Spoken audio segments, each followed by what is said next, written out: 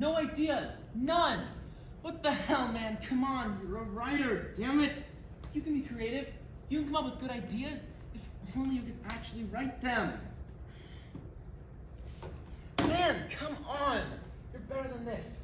You can write a good story, you can come up with an idea. People expect you to write a good story. You just need a good idea. Still working, huh? Yeah. Is that the mango ice cream? Love, remember when you told me not to give you any mango-related items until you were finished? Yeah. Well, you better get cracking.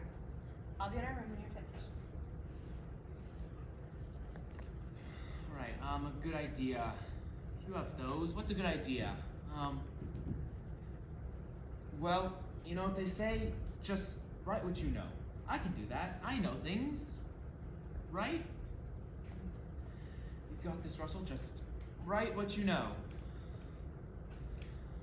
Alright, premise. A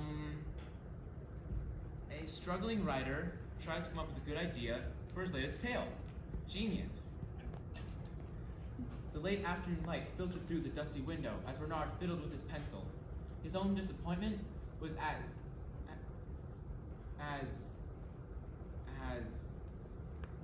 draining as the 5-mile trek he'd taken that morning.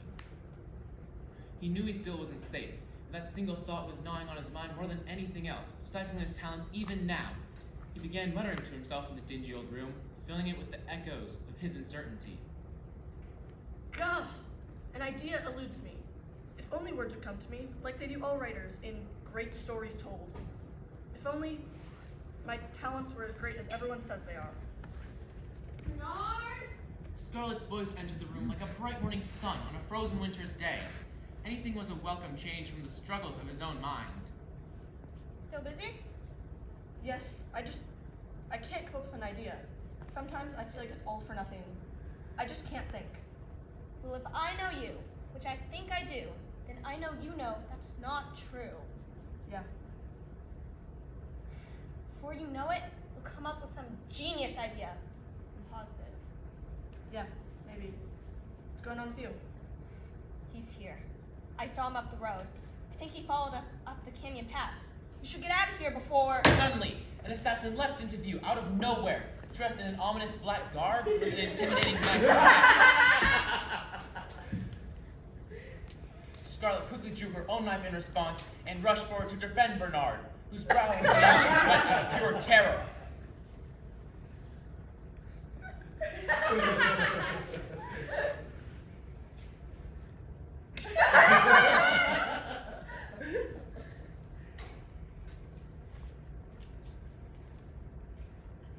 Surrender! Your right is mine!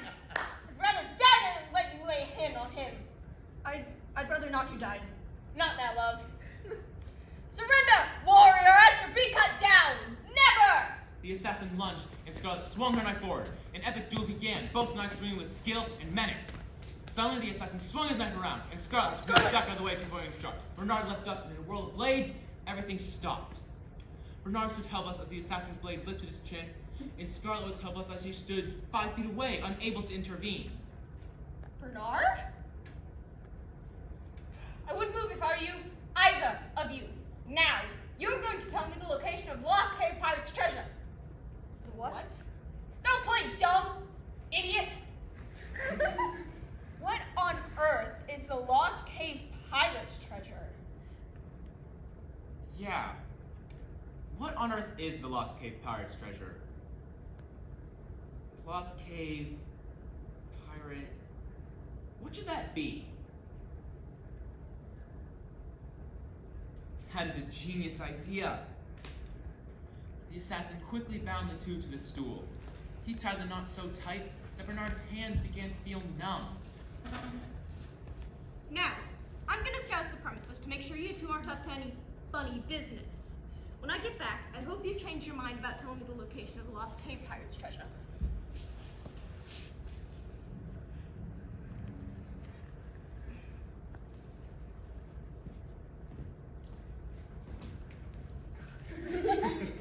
Okay, what on earth is the Lost Cave Pirate's treasure?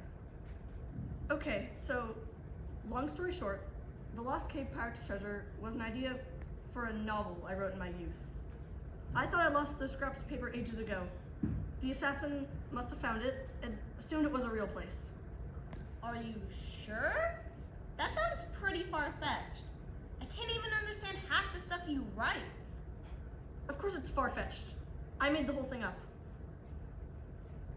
How did it end? Did you ever finish it? No, I didn't finish it. I'm a writer. Writers don't finish things. Okay, then just pull some nonsense out of your... Changed your mind yet? Choose your words wisely. All right, I'll tell you, just hand me my notebook. What? I'll need to write down the directions so that you don't get lost. It's a bit of a story and you'll need to untie me. Don't worry, he wouldn't be able to hold a knife if it was glued to his hand. Very well.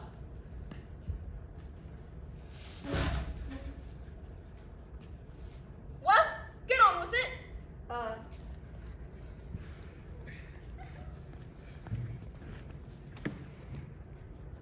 The hot midday sun shone down on the golden brown sand.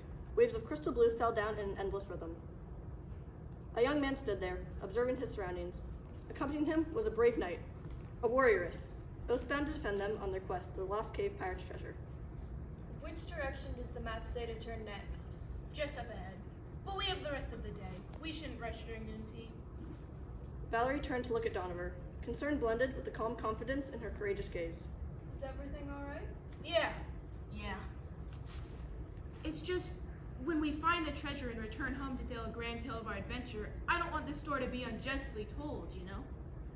What have you chronicled of our quest as of yet? Most of the important stuff, you know. I feel uncertain.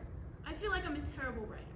You've written in the past, have you not? Yes, I do suppose so, but I don't know. None of it feels good.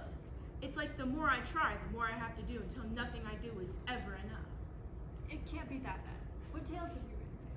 Well, there was one. It took place on a high mountain in a distant realm. A young man climbing the mountain. Oh no! You're not pulling that story within a story stunt on me. I hate that stuff. You're gonna tell me the location of Lost Cave Pirate's Treasure now. All right. And don't get all sappy with the details. Just get to the point. All right. Doniver shook his head, silencing his thoughts as the sound of someone else met their ears. We're not alone. You mean someone beat us to the Lost Cave Pirate's Treasure? Well, of course they did. It's because you after all, you blasted thieves. Yeah, a real life pirate. Stand down, heathen vermin. No, the treasure's mine and mine alone. Valorie and the pirate engaged in the art of battle, their swords swinging like almighty waves, crashing down towards their foe. Nobody but I need the treasure mangle hoard. The what? The treasure. The golden mangle hoard. You so much as eat a single one. You mean the Lost Cave Pirate's Treasure is mangoes? For crying out loud! Ah!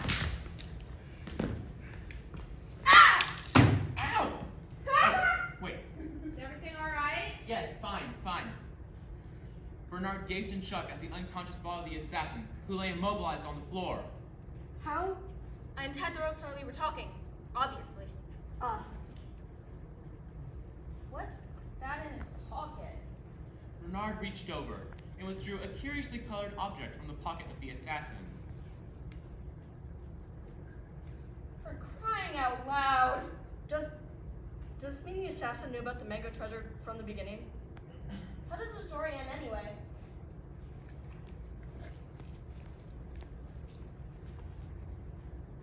With the pirate king vanquished, Valorie and Doniver proceeded to plunder the mango hoard of its delicious riches, resolving to take the spoils back to their home as proof of their quest's success.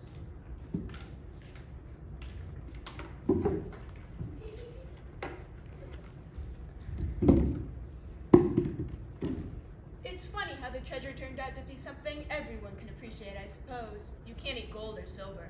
Not if you possess a weak stomach, such as much. Although, in my own opinion, this particular tale will prove to be a far more interesting chronicle than any other you could have written. Yeah, you're right. The tale of the mango plunderer will remain told for ages to come. I like that story. Maybe your writing isn't as useless as you imagine. Yeah, maybe so.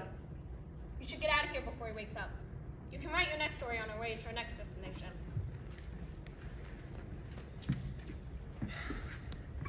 Are you almost finished? I left the last bit of mango ice cream for you. Coming.